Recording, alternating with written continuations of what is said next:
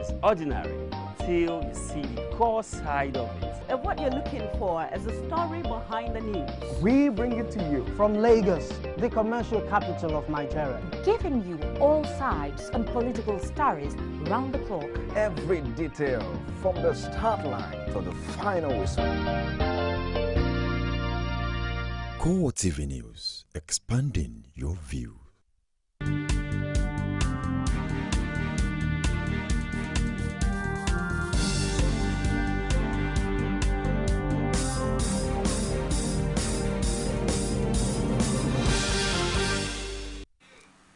Hello there, I am Nifemi Oguntoye, and here are the stories we're tracking this hour. Scores of students have been reportedly killed and several others injured when an explosion occurred at the comprehensive secondary school, Potiskum, in Yobe State.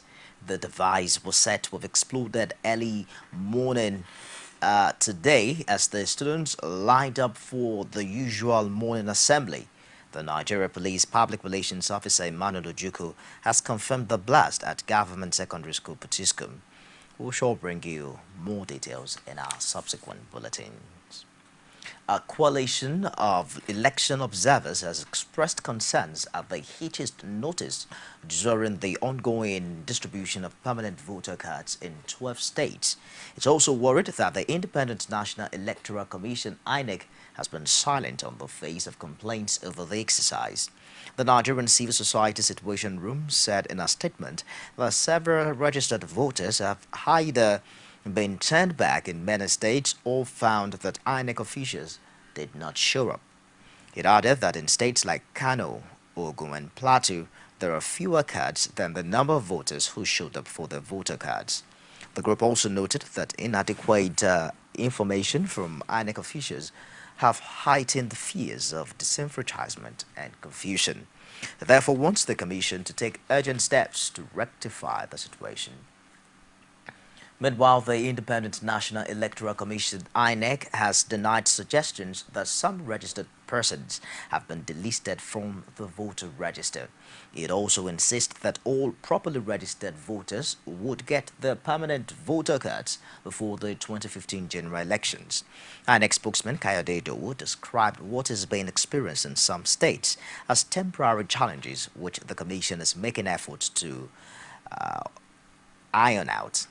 On the alleged loss of records of 1.4 million voters in Lagos State, INEC acknowledged that it had 6.1 million voters on its register as of 2011, but noted that 82,892 of the figure have since been found to be multiple registrants. It added that there was a loss of data and incomplete data affecting about 1 million records, mostly in 1,792 polling units that were identified and had since been made public before the present exercise. INEC says that it's not a conspiracy, has been claimed by some notable figures in the state, and disclosed that the problem would be rectified through the continuous voter register exercise from November 12 to 17. And now to Adamawa State, where in spite of the zoning arrangement laid down by the People's Democratic Party, Adamawa State Governor Bala Ingalari is keen on testing his popularity at the party's primaries. He made this position known to journalists shortly after returning the nomination form that was picked on his behalf by his supporters. The PDP had zoned the governorship to Adamawa Central, but the governor, who is from Adamawa North, is not bothered.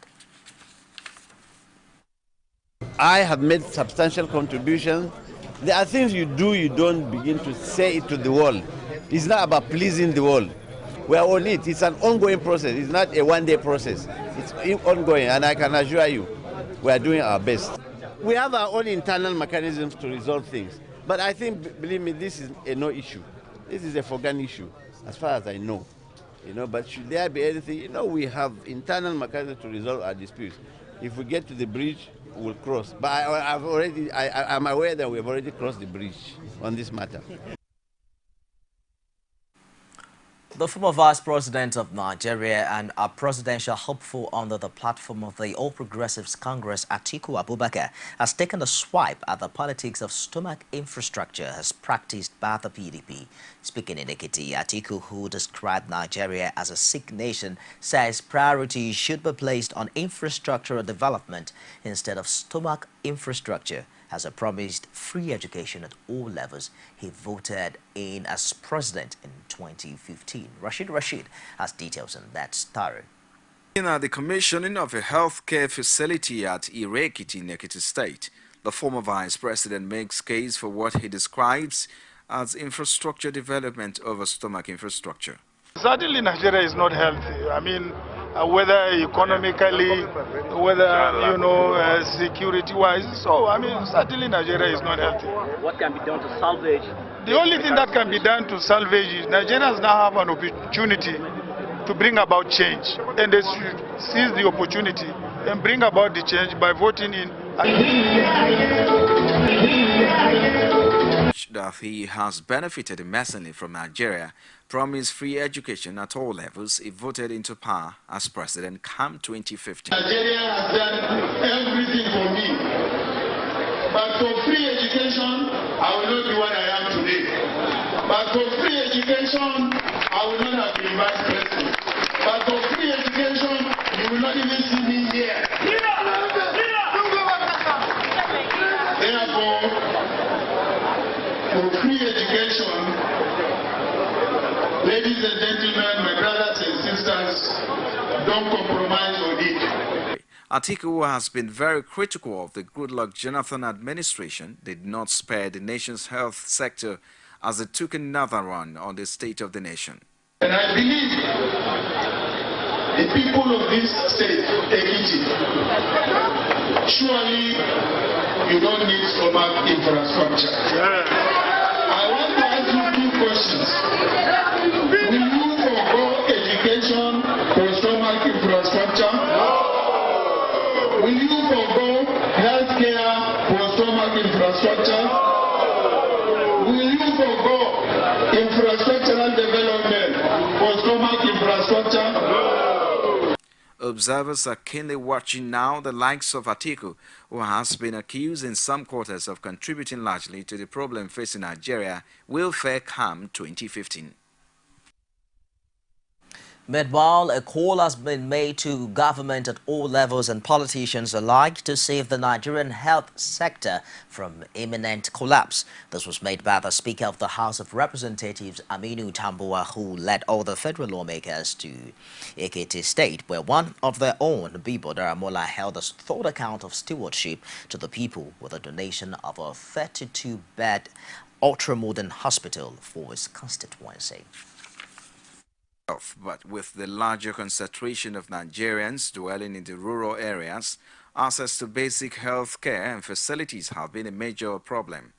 Speaker of the House of Representatives Aminu Tambuwa, while commissioning a 32-bed ultra-modern hospital built by another member of the House, Bimbo Daramola, as a mark of his third annual account of stewardship, admonished governments at all levels to place top priority on the nation's healthcare sector and described the hospital project as a laudable initiative. It's a very, very impressive investment in the healthcare system of this federal constituency of Ekiti State and of the Federal Republic of Nigeria. I commend him for this initiative. The donor of the hospital, however, chose to speak on what informed the project. I have a personal choice and commitment to Almighty God that I will give an account of every authority God has given to me. Every authority comes with responsibility. God gave me the opportunity to represent these people, and I must be able to account for the time that I've had authority. And that's what we've been able to do with this story. Another member of the lower house, Bamidele Fakparusi, laments the inability of politicians to embark on people-oriented projects and called for a change of attitude. Our healthcare system still needs a lot of investment, and this is part of the investment we are talking about. Having this facility in a local environment like this is a lesson for all politicians. It's not, politicians are used to building hotels. rest of us, I want to categorize myself among them, think in this line that there is need for investment in our healthcare system. The politic in motivating the hospital donation, according to some political observers, is what Daramola may not have told the people as reason behind the project at this time, especially ahead of the 2015 elections. But for others, it is better late than never. You're on to CoreTv News live from Lagos. We'll take a break now, and I'll be back with more stories. Don't go away. There is an Ebola virus epidemic in some West African countries. The Nigerian government wants you to be aware and watch out against the spread of Ebola in your community. Help keep our country safe and watch out for severe cases of fever, headaches, diarrhea, chest and abdominal pain, sore throat, cough, red eyes, and bleeding from the eyes, ears, and nose, especially when these symptoms are found in persons coming into Nigeria from other West African countries. Protect yourself. Wash your hands regularly with soap and running water, or use a hand sanitizer. Avoid contact with the blood, urine, feces, or saliva of animals like bats, monkeys, gorillas, chimpanzees, or infected persons. The Ebola virus is deadly. Don't catch it. Don't spread it. This message is brought to you by the Federal Ministry of Information. Welcome back. You can get all of our news items on any of our social media platforms. On Facebook, it's facebook.com/CoreTv News. Our Twitter handle is at CoreTv News NG. You can watch our news and other programs on YouTube now. It's youtube.com/CoreTv. Leave a space and news. Tax experts have blamed poor practice of taxation in Nigeria on inadequate education about its importance and the mismanagement of tax fund. According to key practitioners in the industry, revenue generated from tax collection can sustain Nigeria like oil revenue if properly managed. Omatayo Alo has details in this report. With dwindling revenue generation to sustain developmental works in the country, adequate payment of tax appears to be the solution. The Vice President, Institute of Taxation of Nigeria, Tedros Shomorin, says tax laws are too complex and shield Nigerians from compliance. Can also translate some of the tax laws, because the people that are selling the informal sector, many of them they cannot read. So maybe you need to try, to translate some of those laws into vernacular, Igbo, Yoruba, Hausa, make it very easy for them. But the awareness must be there. Then the tax money should be well spent. Putting the compliance level of Nigerians to tax payments at 30% with hope of an improvement, past President Chartered Institute of Taxation of Nigeria, Razak Qadri, says government should be more trustworthy in maximizing taxpayers' money. A major problem that we have in the tax system right now is the fact that people tend to, bring up tax issues without having cognizance of the fact that it has to pass through the assembly, National Assembly and State Assembly, and even in the case of the local government, it still has to pass through the the State Assembly. But what we find out is that people start bring out tax laws just maybe from their bedroom or whatever, and unfortunately, Nigeria find it difficult to even take these people to court. We need to really start asking for our rights. Until we start that, then I think we'll just be paying what we're not supposed to actually pay for. Stating the readiness of the Society of Women in Taxation to disseminate adequate tax education, the national chairperson of the society, Dinah Rose Ajayi, is of the view that culture of tax payments can be improved if the government gives its citizens enough reason to be committed. We in Sweets, as women, we are nation builders. We are home builders. We hope to take this back to our houses and beyond to ensure that the culture of paying tax, like you have in other advanced countries, is already something we imbibe with, not something we are forced to do. If you do not empower people, you cannot talk about improvements in revenue. So these are the objectives of society, to also help in empowering people, particularly the less privileged, the downtrodden in the society, the vulnerable ones in the society.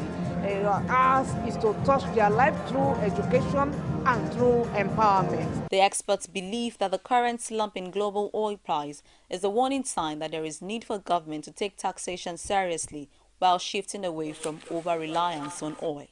Omota Yualo, CoreTv News, Lagos. Having been elected as a full member of the World Federation of Exchanges, WFE, the council members now of the Nigerian Stock Exchange have expressed optimism that the NSE will be the largest stock exchange in Africa. President of the NSE, Agboje Mokwede, who says Nigeria will stand with the developed world, having gone through the journey for 14 years, is proud that the benefit of being a member of the WFE will enable foreign and private investors to invest and thrive in an enabling environment. Confirms the Nigerian Stock Exchange conformity to very high international standards, which of course you know is a precondition for attracting foreign investment, particularly foreign institutional portfolio managers. World Federation of Exchanges are tasked with subscribing to the World Federation of Exchanges qualifying characteristics, which detail the standards that members should adhere to.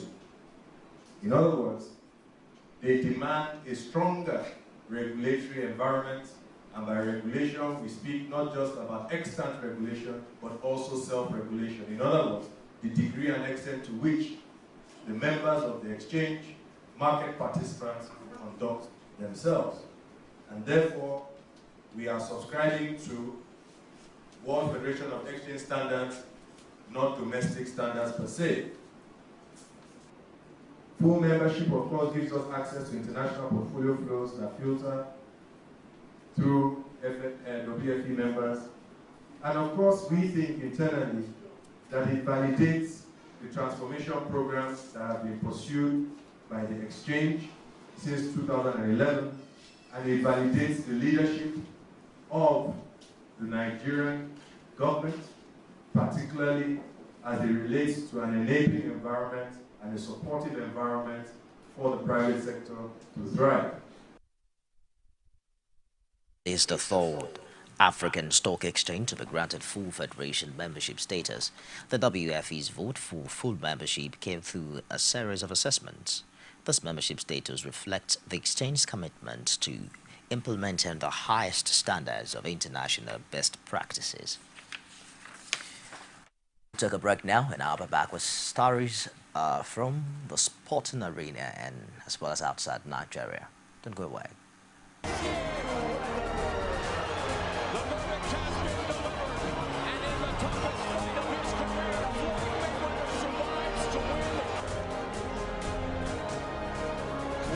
Der Torschütze zum zwischenzeitlichen 1:1. Semenike schickt Musa, da ist Ahmed Musa! Und da ist der Ausgleich!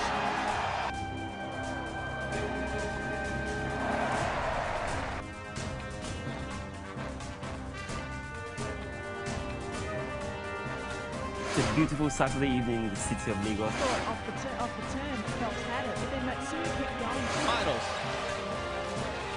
5 to shoot. Leonard does.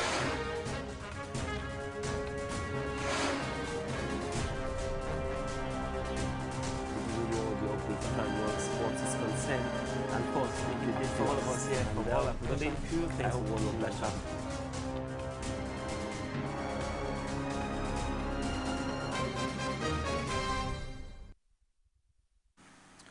Welcome back. Nigeria midfield gem Ogenyi Onaze has set a sight on victory in Congo over the host and next weekend's Nations Cup qualifier, but has stated that there are conditions to be met.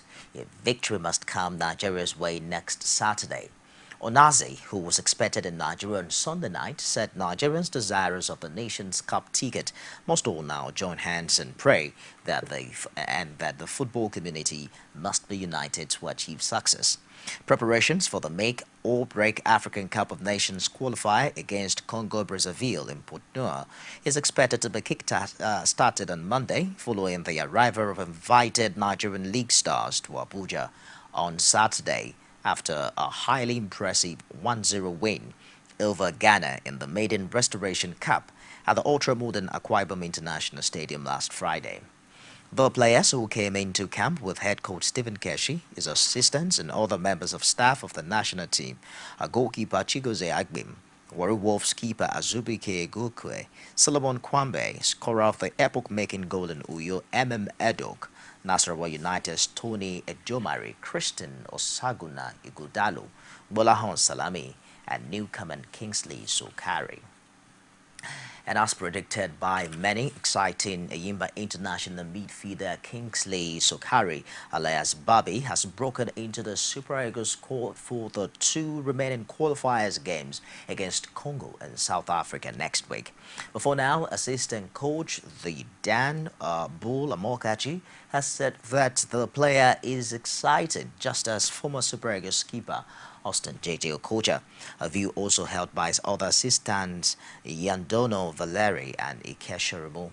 Last Friday at the Uyo International Stadium inauguration game against the Black Meteors of Ghana, Keshi had a first-hand opportunity to assess the player, and his final verdict was that he's excellent and good enough for the main national team. He subsequently ordered him on the plane to Abuja for the remaining 2 games. Bobby is presently at the Bolton White Apartments with the rest of the stars from the Nigerian League. Outside Nigeria now, the last 2 American 7 lengthy prison sentences in North Korea have arrived in the U.S. after the Asia-Pacific nation freed them following a secret mission by the U.S. intelligence chief James Clapper.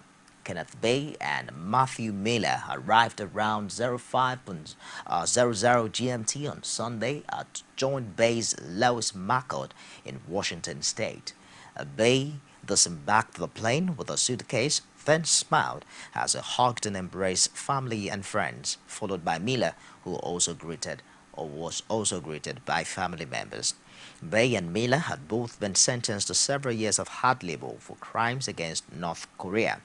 U.S. President Barack Obama said on Saturday he was grateful for North Korea's decision to release the 2 Americans. And that wraps it this hour on CoreTv News. Do join us again at the top of the hour for more stories. I am Nifemi Oguntoye. Thanks for being there.